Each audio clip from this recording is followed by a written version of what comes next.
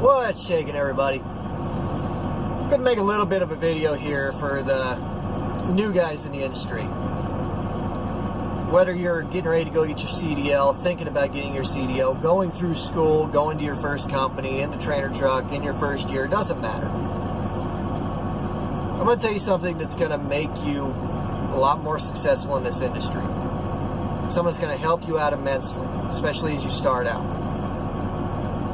Now, what brought this video up is I don't spend a whole lot of time frequenting big truck stops. Love's, Pilot Flying J, TA Petro. And I really don't go there because I'm not around there. And I really don't like going to them anyway because of the drivers that inhabit those places. Yeah, especially TAs and Petros. Now, I'll fuel at TAs and Petros every now and then. I'll fuel at the one in Salina, Kansas, the one in Colby, Kansas, but that's about it. With as heavy as I'm licensed to run, I really don't get to touch the interstate because I'm not legal for most interstates. Legal for the 2 lanes, but not the interstates. But when I go into these places, when I went into them when I was with Meldon, Hens, when I have to stop at them now, listening to these drivers talk just makes you want to slap yourself in the face. And when you're a young driver, you're pretty susceptible to what a lot of these cats are going to tell you. And we're going to start off by saying here, 99% of recruiters, dispatchers, and drivers are full of shit. You got to take everything that you hear by anybody with a grain of salt. Everybody's going to have a different idea of what needs to be done and how things need to be done. Everybody's got this my way or the highway kind of mentality. There's drivers that think that you need to go right from getting your CDL to buying a truck. That's not feasible for most people. I know guys that have done it, but it's not really an option for most people. A lot of guys think you need to go to the courthouse, get your CDL, and jump on with whatever company you want to go with, and that's not always an option because of insurance considerations. Lots of guys say stay away from the mega companies, go with the smaller one. Same thing, insurance won't allow you to do it most of the time. A lot of us have to suffer through the mega company bullshit. I have, and tons of other guys have. Lots of guys are going to tell you to refuse loads to places you don't want to go. Lots of guys are going to tell you how to get rich making 35 cents a mile. I don't see how. Anywho, one thing that's going to help you out more than anything else is your attitude. You've got to be able to have a positive attitude when you're going forward. No matter how shitty your day is, you've got to be able to put a smile on your face and be polite to everybody you meet. This is a very stressful job, and although in your first year you're not going to realize it a whole lot, once you move on to bigger and better things, you're going to see how stressful your first year was. But your attitude has always got to be up there. It's always got to be positive. You always got to think of the long term. We'll talk about, say, the drivers that tell you to refuse these loads. I don't want to go to Long Island, New York. I don't want to go to LA. I don't want to go to Long Beach. I don't want to go to Miami. I don't want to go to the Northeast in general. But I did it. And when you're starting out, as much as you don't want to go there, as nervous or scared as you are to go to those places, it's better for you to go. Because you want to go to those places when you have that support system behind you. If you go in to New York and they give you directions and you can't go the way these people told you to go, you can't make a turn or there's a low bridge or anything like that, what happens? If you're starting out, you can call your big company. They can have the DM, load planner, they can have CSR, whoever, call these people. Either figure out how to get you around it, or if those people get pissed off, say we get trucks in and out of here every day and refuse to load, that's on them, not you. They're going to call you back and say, fuck these guys, we're going someplace else. You know, do you need cops to help you back out? What you need? If you're like me, say you wait till you got 2-3 years in the industry, you're with a smaller company, you're the one on the phone, you call in, they do that thing, they refuse the loads, guess what? Chances are you're going to pay for that load. I would have to pay for that load. Having that company there is going to give you the experience to know what you can and can't do down there. Getting that experience knows the places that, okay, I can't go this way, but I can go this way to get there. Okay, they're giving me the bad directions. I can call them before this gets out of hand and say, hey man, this ain't going to work. But when you start out, you want that support system behind you. I've been to New York. I've been to the far northeast. I had to stay outside of a job site in downtown Miami. I had to go to the straight up hood in Detroit. I've been to Compton. The nicest person I met in Compton was a freaking Crip gang member. I've been to those places. It sucks. Well, starting out, you want that support system behind you. That way, if anything goes wrong, you got somebody there that can back you up. Somebody that can help you out. Not only do you have that when you do that, but if you don't refuse these loads, the dispatchers are going to start dropping you cookies. They're going to start giving you easy runs. And for doing what I did with Melton, all these shit runs, these shit places, they gave me cookies. I kept getting robots from Long Beach, California, up to Michigan. Easy run, lots of money. Kept getting genie lifts from Washington down to Laredo. Easy, lots of money. There's times in Melton I turned well over 4,000 miles in a week. Because of my attitude, because of what I did, because of how I helped them out. It's kind of a scratch my back, I scratch yours mentality. With Melton, lots of things were micromanaged as they are on any big company. My DM was cool. Loved my DM. Load planners, CSR, operations, extended coverage, shop guys, all those people. They all wanted to tell me something different. Always wanted me to do something different. And no matter what you did, no matter who you went with, somebody else was pissed off at you. Towards the end of my time there, a lot of people were trying to make my life a living hell. But I always kept a positive attitude with it. I made sure that I didn't fight with anybody as much as I wanted to. I didn't snap at them as much as I wanted to. I always kept a positive attitude, was always polite and professional with everybody. And that's going to help you out in the long run. Look at where I'm at now. When I started here, working for Jeff, my uncle was here too. He's hauling taters again now. We're leased on to a company called Blackstrap. They have two main dispatchers. They're both brothers, sons of the boss. One of them, who I'm under now, a really cool guy, always cool, calm, collected.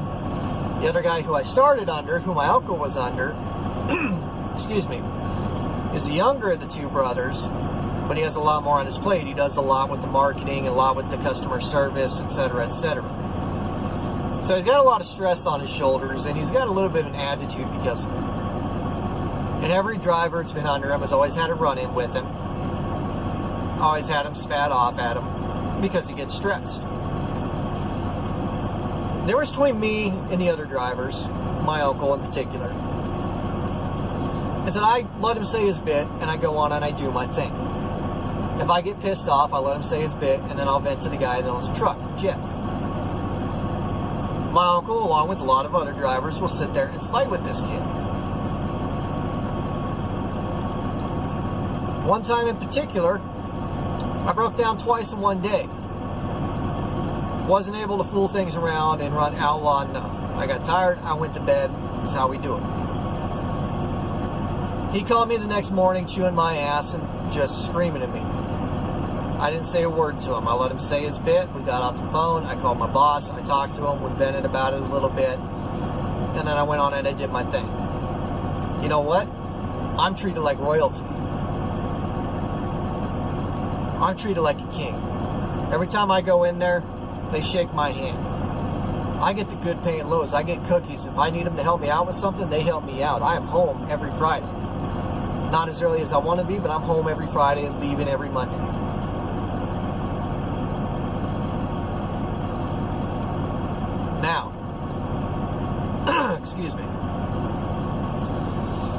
My uncle, he would fight with these guys.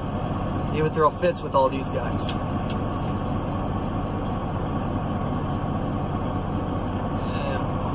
That guy's engine's is smoking a little bit. Anywho, my uncle would fight. Along with a lot of these other drivers, they'll fight. And they get screwed. They'll get short loads. They'll get loads that don't pay great. All because of their attitudes. I'm treated like royalty. They're fighting. At one point in time, I took home $3,000 in a week. My uncle took home $300. Goes to show you that attitude is going to help you along. Attitude is going to help you get on with better companies. Attitude is going to help you. When you go to shippers and consignees, always got to have a good attitude. There's going to be times you show up and whoever greets you is going to act like you pissed in their Cheerios. I've been to places where I come in with a good attitude, everybody else is pissed off. They'll have me jump line just so they can stick it to those other guys that are bitching. I loaded at an Alcoa one time when I was with Melton. Had a TMC cat go in there and bitch, whine, and moan because it was taking so long. He was on E-logs. They pushed him to the back of the line.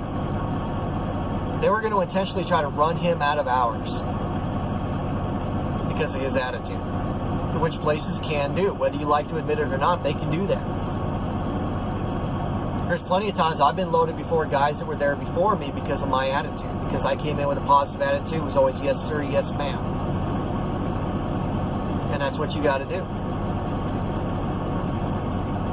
There's lots of guys, you're going to find this when you get further in the industry, that people will have a piss poor attitude with everybody, be it in a restaurant, shipper, consignee, with their companies. And look at where it's getting. It's going to get them nowhere. I've seen people refuse to unload guys because they came in with a shit attitude. I've seen places refuse to load guys because they came in with a shit attitude.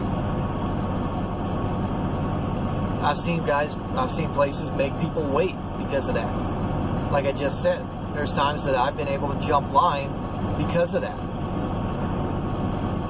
My brother, hauling grain over harvest, had one guy that sat there and pitched a fit, bitch, whined, and moaned. My brother got to jump him. Attitude is key to success in this industry. No matter who would like to admit it or not, it's going to be one of your strongest driving points moving forward. Same thing. When you start out, people are going to shit talk you. They're going to bitch about how you're backing up, how you're tarping, how you're securing. They're going to bitch about everything they can. I don't know why. It just is what it is. There's lots of veteran drivers out here that bitch about the new breed, but won't get off their finger to help correct the issue. Or won't lift a finger to correct the issue. They're not going to go out there and help the new cats back.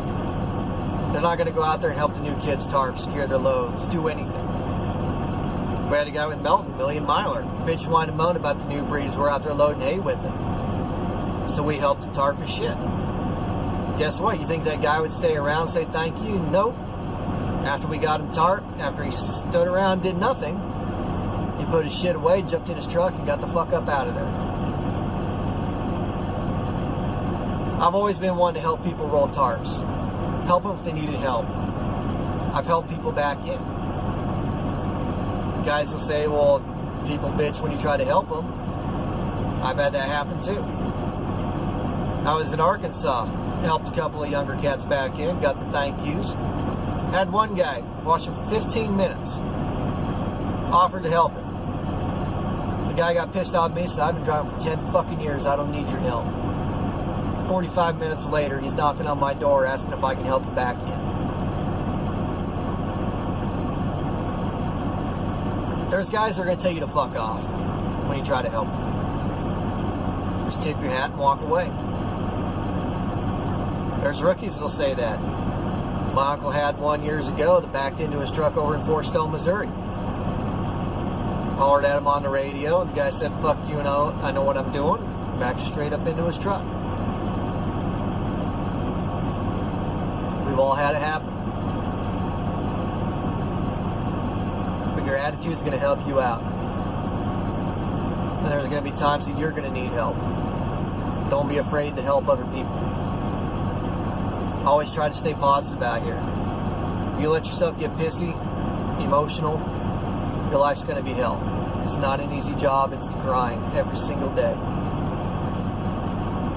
But if you can keep that attitude positive with your dispatchers, with your front office, with your shippers, consignees, your life's going to be pretty damn good. There's people in Melton that would call and request me by name because of the way I did things, because of the way I went about business. Same thing at Hens. Same thing here. If you develop a good reputation, the world's at your fingertips. Because of the way I treat my front office staff, I'm treated pretty damn good. And I'm able to go out and make things happen that other guys can't. I'm able to go out and get my way most of the time because of how I treat everybody. That's how I'm able to get home on Fridays and leave on Mondays. That's how I'm able to get the higher paying loads. My good attitude with everything that's went wrong with this truck, blowing the oil cooler, first rebuild, second rebuild, heating issues, cooling issues, everything. Because of my attitude, because of how positive I always tried to stay. As many times I wanted to get pissed off and scream at people, as positive as I stayed, I was able to give myself raises, able to make sure that I pulled a paycheck when I was at home, when this thing was in the shop the second time, able to make sure that I got treated really well with my loaner trucks. I'm treated like a king most of the time because of my attitude. While I'm at these places, I don't say a whole lot to anybody anymore. Because I can't stand bullshit that comes out of a lot of people's mouths. I make more pulling hopper than I made pulling flatbed. And I make damn good money pulling flatbed. The reason I'm able to do that is because I don't haul cheap stuff. The reason I'm able to not haul cheap stuff is because my dispatching crew loves me because of the way I treat them. It's just food for thought when you start out. Lots of guys are going to tell you to put your foot down. If you do that, they can make your life hell. Be firm. Know what you need to do. Know what you can do. What you can't do. If you need help, don't be afraid to ask. Take those shitloads, those shit places when you start out because you want that supporting crew behind you. You want to have that good reputation of someone that does this. Someone that's able to do it if they need to. But in the same breath, once you get past that starter company, don't let your people push you around. That's when you can start saying, hey, I've been there. I really don't like it. This is the issues I've had. If they're still going to make you go, then go and do it. If they're going to say, hey man, that's alright, we'll try to find you something different. But if you go out there and say, fuck this, I'm not going to this place, chances are they're not even going to look for something different. Be positive, be courteous, and always try to stay happy, stay proud. And always know that if somebody's being an asshole, you can get up and you can walk away. You got a driver out here that's being a dick, fuck him. You don't have to deal with him. Going to a truck stop, somebody's being an asshole, you can get up and leave. Do what you got to do. But always try to stay positive. Anyway, guys, I want to get off of here. I hope some of you younger cats took a liking to this video. Hope you guys all succeed. But I hope you guys are having a good week. Good weekend if you're at it. Hope you all are staying safe. And as always, I thank you guys for watching.